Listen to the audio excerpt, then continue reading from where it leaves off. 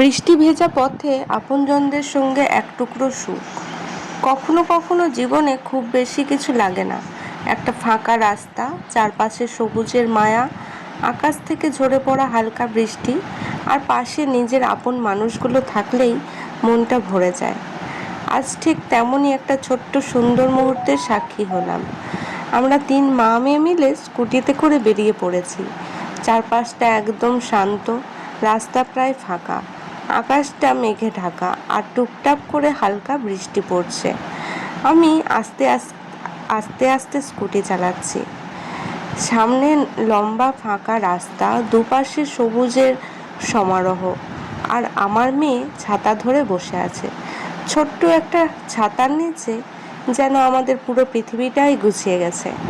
বৃষ্টির ফোঁটা এসে রাস্তার উপর পড়ছে, বাতাসে ভেসে আসছে মাটির সুন্দর গন্ধ। মাঝে মাঝে মনে হচ্ছিল এই পথটা যেন শেষই না হয়। কোনো তাড়া নেই, কোনো চিন্তা নেই, শুধু আপনজনদের সঙ্গে নিরিবিলি একটা পথ চলা। জীবনে আমরা কত বড় বড় আনন্দ খুঁজি, অথচ সত্যিকারের সুখ হয়তো লুকিয়ে থাকে এমনই কিছু ছোট মুহূর্তের মধ্যে। একসঙ্গে বেরিয়ে পড়া, গল্প করতে করতে পথ চলা, হালকা বৃষ্টিতে ভেজা, এই সামান্য ব্যাপারগুলোই একদিন অনেক বড় স্মৃতি হয়ে থেকে যায়। আজকের এই বৃষ্টি ভেজা পথ হয়তো খুব সাধারণ একটা ঘটনা, কিন্তু আমাদের কাছে এটা হয়ে থাকবে একটা অসাধারণ সুন্দর স্মৃতি।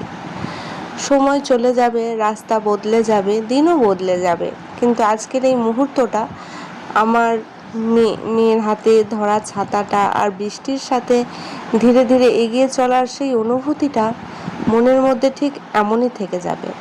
জীবন আসলে এমন ছোট ছোট মুহূর্তের নাম, যেগুলো মনে পড়লে অজান্তেই মুখে হাসি ফুটে ওঠে।